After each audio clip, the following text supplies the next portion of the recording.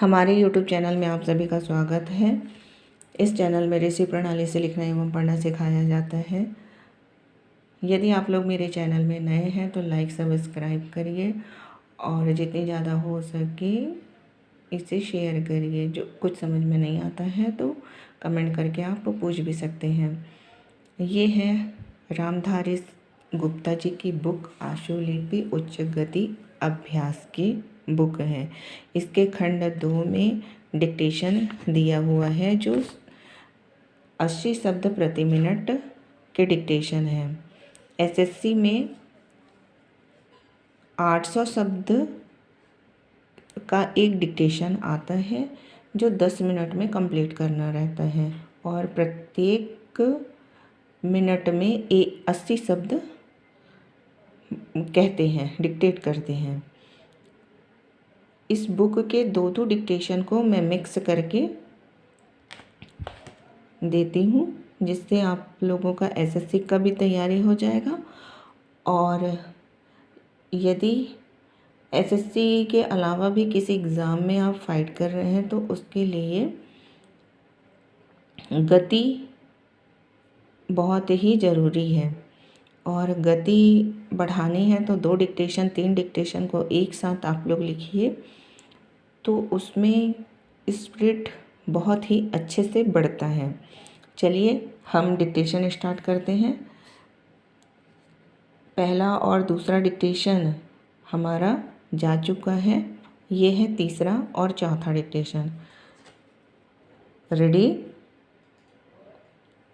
सभापति महोदय, किसानों की उपज की आप न अधिक कीमत दे सकते हैं, न अधिक उपजाने के लिए जो साधन देश में उपलब्ध हैं उनकी तरफ आपका ध्यान जा रहा है।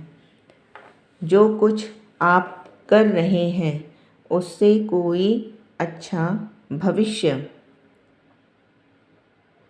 नज़र नहीं आ रहा है। मैं यही कहना चाहता हूँ कि आप देखें कि आपके कार्यक्रम में कहाँ त्रुटि है, कहाँ कमी है। आपने कर लगा रखे हैं। आपने जो कर लगाए हैं वे तो लगाए ही हैं। हमारे प्रदेश में तो ज़मीन पर 25% ज़्यादा कर भी लगा दिया गया है।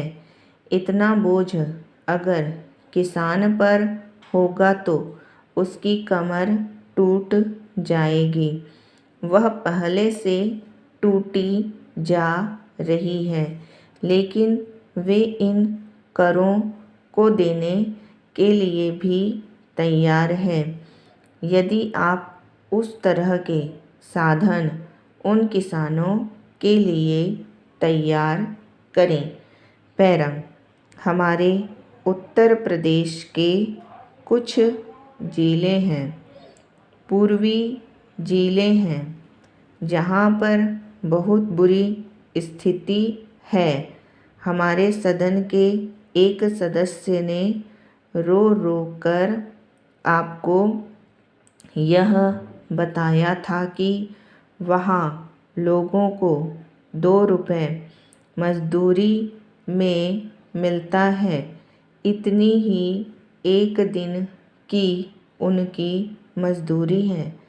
सरकार ने एक आयोग की नियुक्ति की थी ताकि वहाँ पर कुछ विकास के कार्य किए जाएं। वह योजना भी अब खटाई में पड़ गई है। आपका ध्यान इन समस्त चीज़ों की ओर कैसे दिलाया जाए, कैसे आपका ध्यान इन सभी कठिनाइयों की ओर आकर्षित किया जाए, समझ में नहीं आता है। पैरा, यातायात के साधनों की स्थिति यह है कि ट्रेनों में दूसरे दर्जे में भीड़ भाड़ का कोई ठिकाना नहीं है, उसकी कोई सीमा नहीं है। हर रोज़ ऐसा मालूम पड़ता है कि कोई मेला चल रहा है।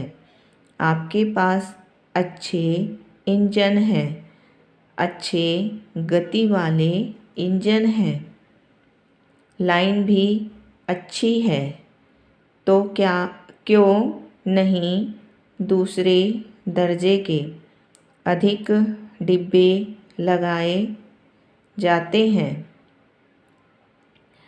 लोगों को कुछ सुविधा मिल जाए, वह काम नहीं किया जा रहा है। आपको किसान की, देहात में रहने वाले आदमी की, मजदूर की परवाह नहीं है, जो समस्त कठिनाइयों को झेलता है। आपके सारे कार्यक्रम को पूरा करने की उसमें कहाँ से शक्ति आएगी? कैसे वे अधिक अन्न उपजाकर आपको दे सकेंगे? आप इन सब पर सोच विचार करें। आपने बड़े बड़े फार्म बना दिए हैं, क्या आपने आपके फार्म से कोई लाभ मिल रहा है? पैरा सभापति महोदय, सरकार ने कई कृषि फार्म खोले हैं। क्या ये फार्म घाटे में नहीं चल रहे हैं? अगर सारे खर्च जोड़े जाएं, बड़े बड़े अधिकारियों के वेतन जोड़ दिए जाएं, तो पता चलेगा कि सारे ये कृषि फार्म घाटे में चल रहे हैं। क्या इसी तरह से आप सारे किसानों को घाटे पर खेती करने के लिए मजबूर करेंगे? पैरा जिस क्षेत्र से मैं आता हूँ, वहाँ एक पुल बना है। मैंने 10 वर्ष तक अपनी विधानसभा में इस पुल के लिए कोशिश की है। जिस दिन से मैं यहाँ आया हूँ, बराबर उसकी चर्चा करता आ रहा हूँ, बराबर कोशिश कर रहा हूँ। मैं कहता हूँ कि गंगा पर वह पुल बने। उस पुल को बनाने का आश्वासन भी मिला था। एक प्रश्न के लिखित उत्तर में यह जवाब दिया गया था। यह कहा गया था कि इसको हाथ में लिया जाएगा। अब मालूम हुआ है कि उस योजना को उठाकर ताक पर रख दिया गया है और यह पुल नहीं बनेगा।